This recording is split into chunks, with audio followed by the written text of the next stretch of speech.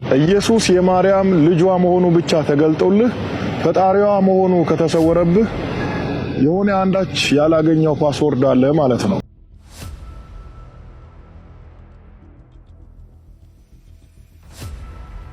ይሄ ጉዳይ የሆነው ጋይስ ቸርች ውስጥ ይህ ፕሮቴስታንት ጴንጤ ኦርቶዶክሳን ሴት እንዴት እንደሚያሳምናት ተመልከቱ። እሷ ስለማታነብ ስለማታውቁ ብቻ ተመልከቱ። እናዳምጣችኋለን፣ መልስ እንሰጣችኋለን። ጴንጤ ማለት ያኮረፈ ኦርቶዶክስ ሌላ የለም።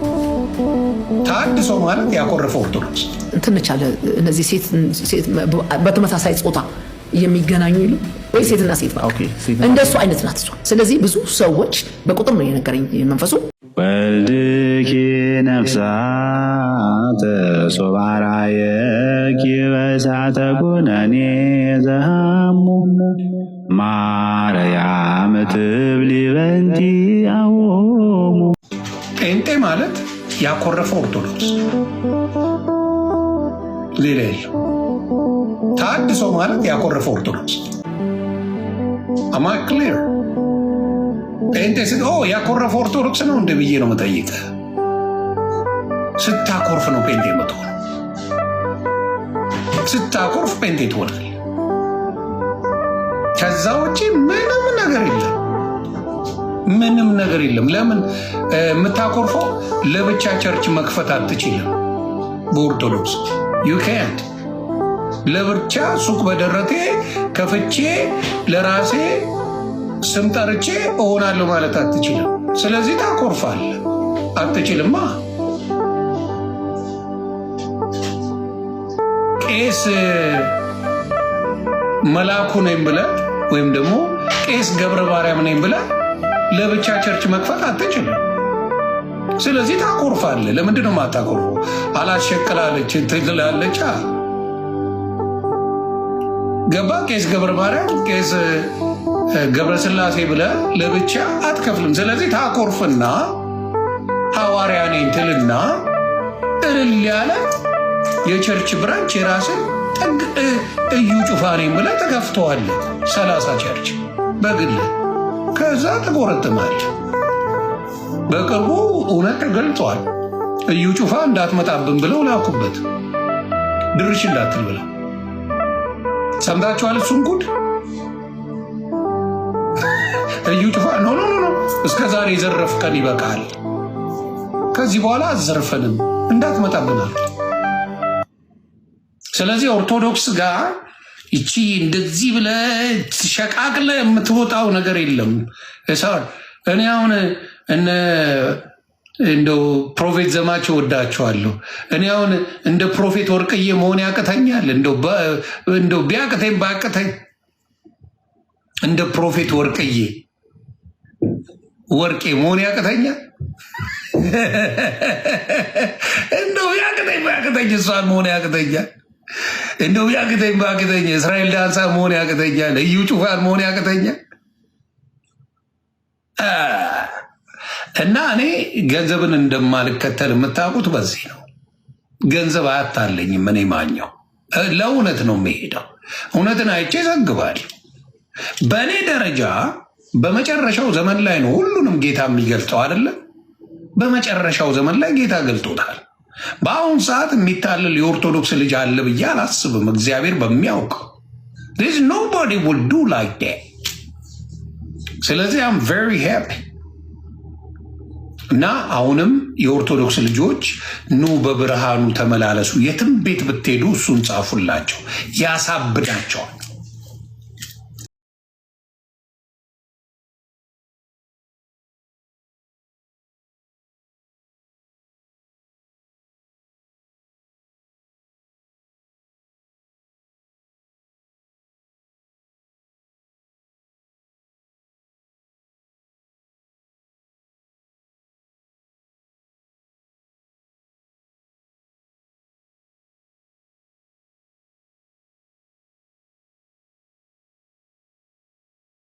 ኢየሱስ የማርያም ልጇ መሆኑ ብቻ ተገልጦልህ ፈጣሪዋ መሆኑ ከተሰወረብህ የሆነ አንዳች ያላገኘው ፓስወርድ አለ ማለት ነው። ይህ ሰውዬ ተጨንቆ አውጥቶ አውርዶ እስኪ መልስ ላሳጣቸው ብሎ ይህን ጥያቄ ጠይቋል።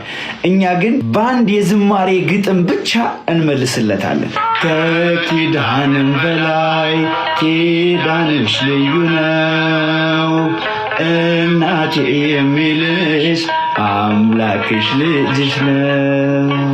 እግዚኦ የሚያስብል ነገር ነው የሰማሁት። ያየሁት ነገር እጅግ በጣም ከባድ ነው። ጋይስ ይህን ቪዲዮ በደንብ አድርጋችሁ ኮፒ ሊንክ አድርጉልኝ።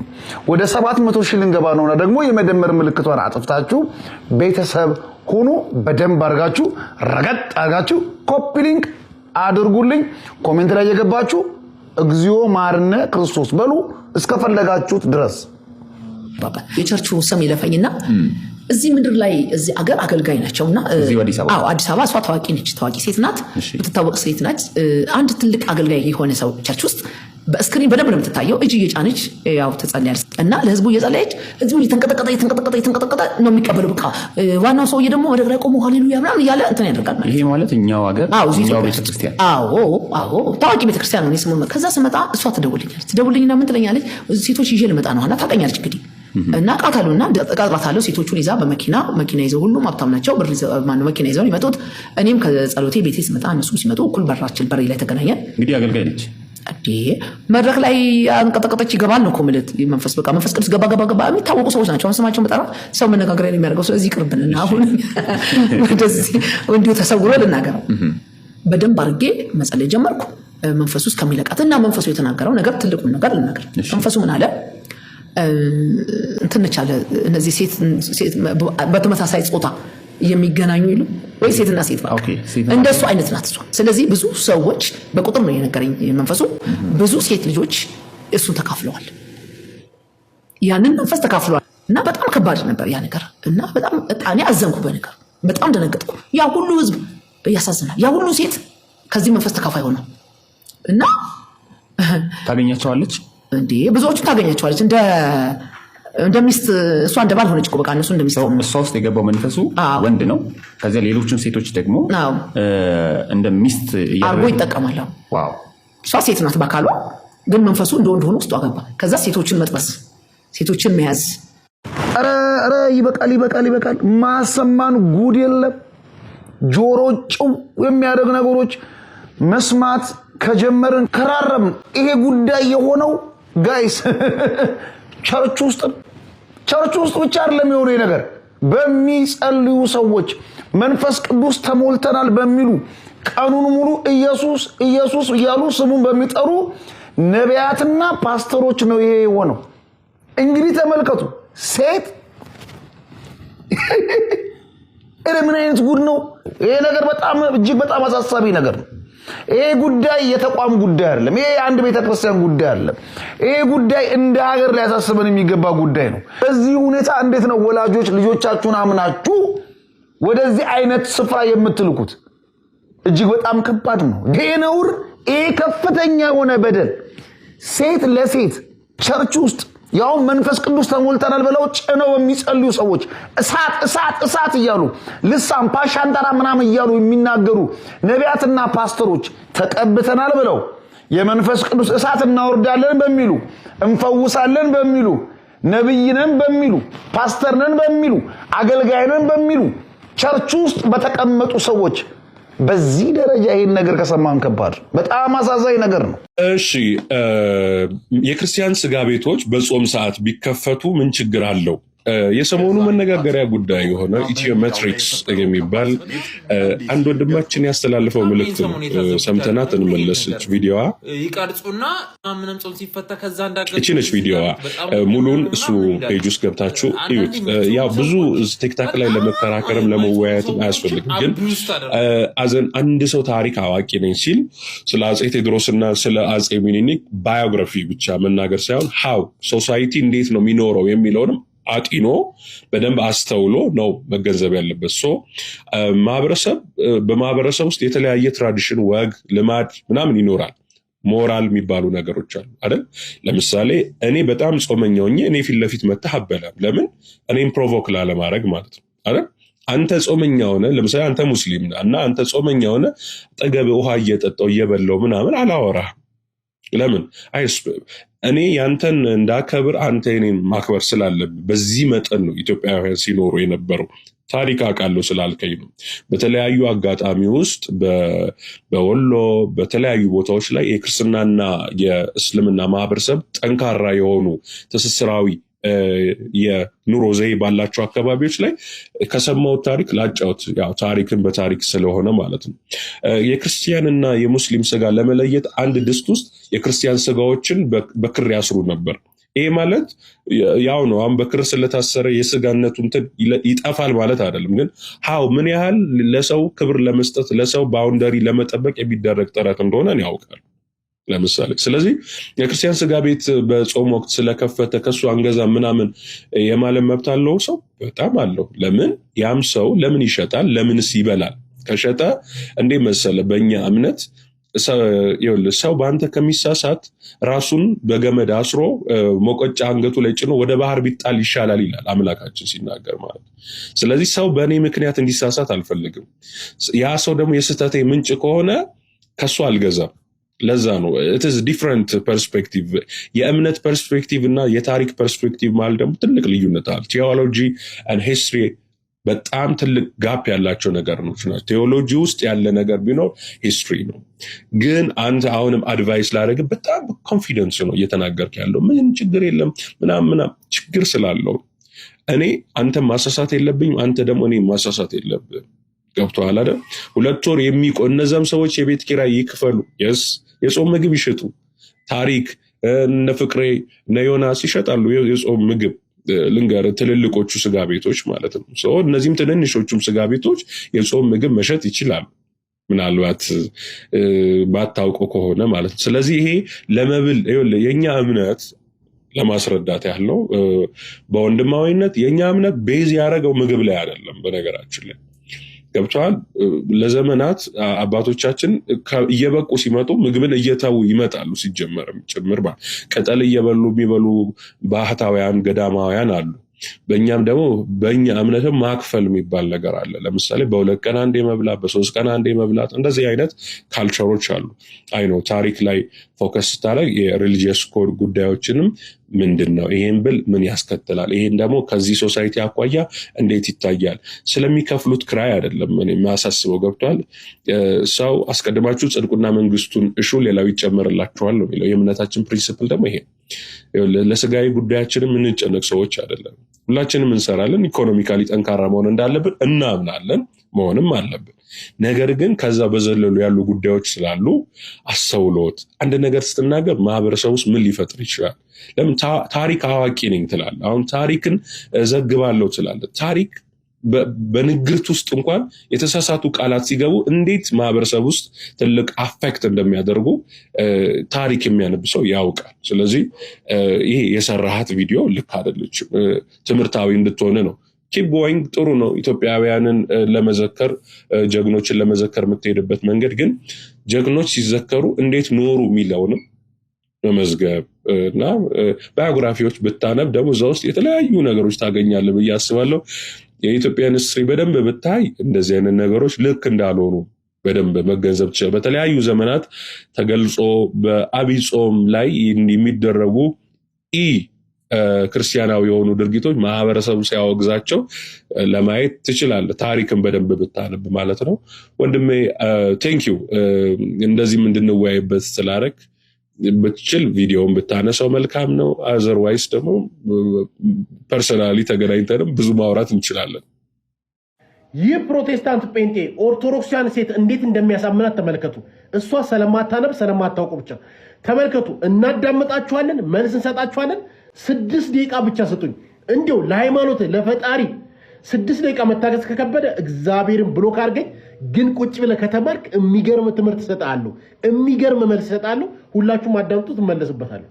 ይህን የመሰለ ውበት ይዘሽ ግን ማለት ወዴት ምትገቢ ይመስልሻል? ብትሞች ገነት ሲሆን ገስ ስታደርጊ ዝም ብለሽ አንንጃ የትም ገባው እንኳን ሲኦል አይመስለኝም። ምክንያቱም እግዚአብሔር መሐሪ ስለሆነ ይምረኛል ብዬ አስባለሁ። ለምሳሌ መጽሐፍ ቅዱስ ላይ እግዚአብሔር ቅዱስ ነው የሚል እግዚአብሔር ጋር ደግሞ ወራሽ ለመሆን አንድ ሰው ግዴታ ቅዱስ መሆን አለበት እና አንቺ ደግሞ እግዚአብሔር ፊት ልታቀርቢ የምትችይው ቅድስና ሊይብላልኝ ብለሽ ታስቢያለሽ? እግዚአብሔር መሐሪ ስለሆነ ዳሚንስ እኔ ይቅርታ ስለምጠይቀው ፈጣሪ እንደሚምረኝ አውቃለሁ። ለምሳሌ መጽሐፍ ቅዱስ ላይ ደም ካልፈሰሰ ስርየት የለም ይላል። ዞሮ ዞሮ አንድ ነገር መሞት አለበት አንቺ እግዚአብሔር ፊት ምህረትን ለማግኘት ሰው አንቺ ያንን ምህረት እንዴት ነው የምታገኘው? በጥምቀት ነው።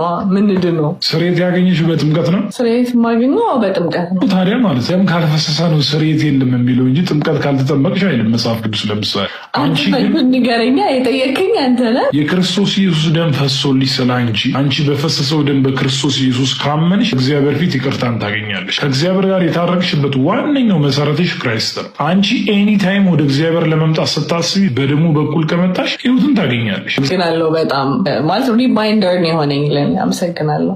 ትምህርቱን በደንብ አድርገን እንማራለን። እግዚአብሔር የመጀመሪያዎቹ ሰዎች አዳምና ሔዋንን ሲፈጥራቸው በመካከላቸው ፍጹም የሆነ ሰላም፣ ፍቅር የሆነ የጠበቀ ግንኙነት ነበረው ይላል መጽሐፍ ቅዱሱ።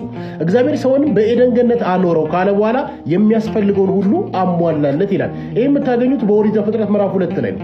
ፈጣሪ ለሰው ልጅ ነፃ ፍቃድ የሰጠው ሲሆን ታዛዥነቱን ለመፈተን ግን አንድ ህግ ብቻ ሰጠው ይላል። እግዚአብሔር አምላክም ሰውን እንዲህ ብሎ አዘዘው፣ ከገነት ዛፍ ሁሉ ትበላለህ፣ ነገር ግን መልካምና ክፉን የሚያስታውቀው ዛፍ አትብላ፣ እሱም በበላ ቀን ሞትን ትሞታታለህ ይላል መጽሐፍ ቅዱሱ ዘፍጥረት ምዕራፍ 2 ከቁጥር 16-17 ላይ።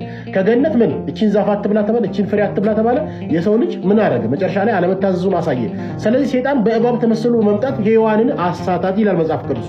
ከዛፍ ብትበሉ አትሞቱም፣ ነገር ግን እንደ እግዚአብሔር ትሆናላችሁ በማለት ዋሻት። ሔዋንም እግዚአብሔር አትብሉ ካለው ዛፍ ፍሬ በላች ይላል መጽሐፍ ቅዱሱ። ለባሏም ለአዳም ሰጠችው፣ እርሱም በላ። ይህ ያለመታዘዝ የማመጽ ድርጊት የሰው ልጅ ከፈጣሪ ጋር እንዲጣላ እንዲላይ ዋናው ምክንያት ነው ይላል። ስለዚህ ዋናው ምክንያት እዚህ ላይ ነው የሚመሰረተው። እግዚአብሔር ፍጹም ቅዱስ ስለሆነ ከኃጢአት ጋር ህብረት ማድረግ አይችልም እና ሔዋን የፈጣሪ ህግ በጣሱ ጊዜ ኃጢአት ወደ ዓለም ገባ ይላል። ወደ ምን? ኃጢአት ወደ ዓለም ገባ። ስለዚህ እኛ ጥንተ አብሶ ነበርብን። የውርስ ኃጢአት ከማን የወረስነው? ከአዳም። ስለዚህ እግዚአብሔር አትብሉ ያላቸውን በሉ፣ አለመታዘዛቸውን አሳዩ፣ ማመጻቸውን አሳዩ። ሞት ወደ ዓለም መጣ። የማይሞት ስጋ የማያረጀው ስጋ አረጀ፣ የማይሞት ነፍስ ሞተ። ስለዚህ ከእግዚአብሔር ጋር ሊያስታርቃቸው የሚችል ፍጹም ቅድስናቸውን አጡ፣ ከኤደን ገነት ተባረሩ፣ ከእግዚአብሔር መንግስት ወጡ ይላል መጽሐፍ ቅዱስ። እዚህ ጋር ነው እግዚአብሔር ፍቅር ነው፣ ደግ ነው፣ ቸር ነው፣ ይቅር ባይ ነው። እግዚአብሔር ደግሞ እዚህ ጋር ትልቁ ባህሪ ደግሞ ፈራጅ ነው። ምን ፈረደ? ሞት ወደ ዓለም መጣ። ስለዚህ የኃጢአት ደሞዙ ምንድነው? ሞት ነበረና በሰው ልጅ ሁሉ ሞት ወደ ዓለም መጣ ነው የሚለው። እዚህ ጋር ነው ሲል እግዚአብሔር ደግሞ በዚህ ሌላኛው ባህሪ ደግሞ ይቅር ባይና ደግ ቸር ስለሆነ እግዚአብሔር አንድያ ልጁን ሰጥቶ ከልጅ ተወልጄ ከ5500 ዘመን በኋላ ተወልጄ አድናለሁ ባለው መሰረት በነቢያት ሲነገር የነበረው ትንቢት በአዲስ ኪዳን ተፈጸመ። እግዚአብሔር አንድያ ልጁን ሰጠ። እግዚአብሔር አንድያ ልጁን ሲሰጥ ከድንግል ማርያም ተወለደ። ያቺ ድንግል ማርያም የተባለችው ሴት በአምላክ ሕሊና ቀድማ የታሰበች በሔዋን አለመታዘዝ ምክንያት ያጣነውን ትህትና ጭምር በድንግል ማርያም ያገኘንበትና በድንግልና ኢየሱስ የተባለው ስም ኢየሱስ የተባለው አምላክ ተወለደ። ኢየሱስ ክርስቶስ ምን ነው? ፍጹም አምላክ ፍጹም ሰው ነው። ስለዚህ ፍጹም አምላክ የሆነበት ምክንያት ምንድነው? ፍጹም ሰው የሆነበት ምክንያት ምንድነው ብለን መረዳት ያስፈልጋል። ፍጹም አምላክ የሆነበት ቤዛ ለመሆን ነው። አንዱ ለዓለም ሁሉ ለመሞት፣ አንዱ ዋስ ለመሆን፣ ጠበቃ ለመሆን ምን ሆነ? ቤዛ ለመሆን አምላክነቱ ግድ ያስፈልግ ነበር። ፍጹም ሰውነቱ ከኛ ጋር አንድ ነው። የበደለው ማን ነው? የሰው ልጅ።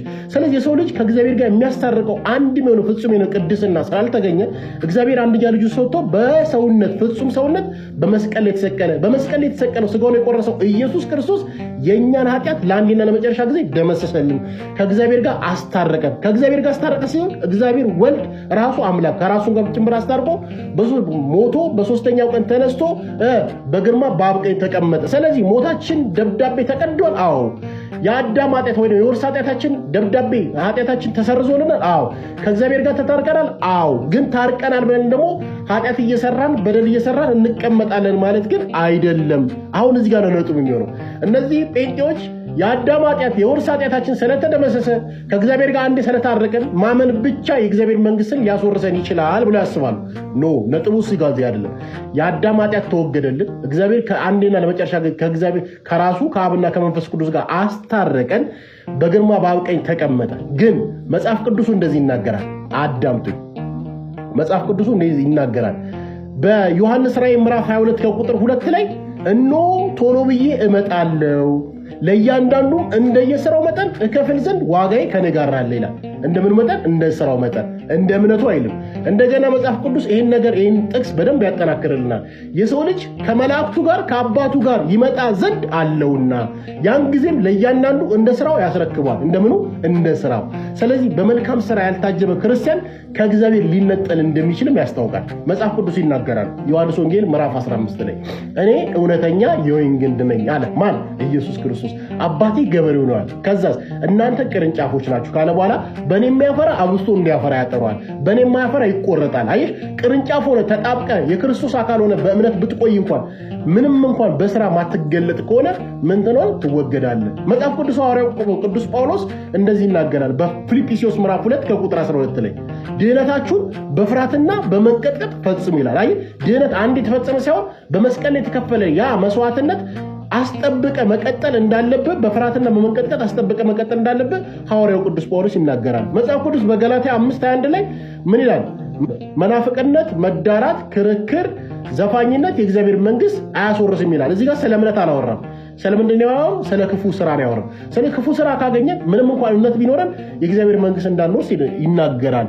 እንደገና ያዕቆብ በመልእክቱ ምዕራፍ 2 ቁጥር 14 ላይ እምነት አለኝ የሚል ስራ ግን የሌለው እምነቱ ሊያድነው ይችላልና ብሎ ይናገራል። እንደገና 24 ላይ እምነት ያለ ስራ እንደማያጸድቅም በመጽሐፍ ቅዱስ ይናገራል። ስለዚህ እምነትና ስራ አንድ ላይ ይዞ መሄድ ያስፈልጋል። ጴንጤዎች እምነት ብቻ ያድነናል፣ ምንም እንኳን ስራ ብንሰራ ኃጢአት ብንሰራ ገነት እንገባለን፣ በአብ ዘንድ ጠበቃ አለን ይላል። ስለዚህ ክርስቶስ ዳግም ለእያንዳንዳችን እንደየስራችን መጠን እንደሚከፍለን ዮሐንስ ራዕይ ይናገራል። የማቴዎስ ወንጌልም ተጽፏል። ስለዚህ በእምነት ብቻ ይዳናል የሚል አስተምሮ ምንፍቅና ነው፣ አደገኛ አስተምሮ። ስለዚህ ኃጢአትን እንድንለማመድ ወንጀልን እንድንለማመድ የሚያደርገን ነው እንጂ ከክርስቶስ ጋር በቅድስና ክርስቶስን እንድንመስል የሚያደርግ ትምህርት አይደለም።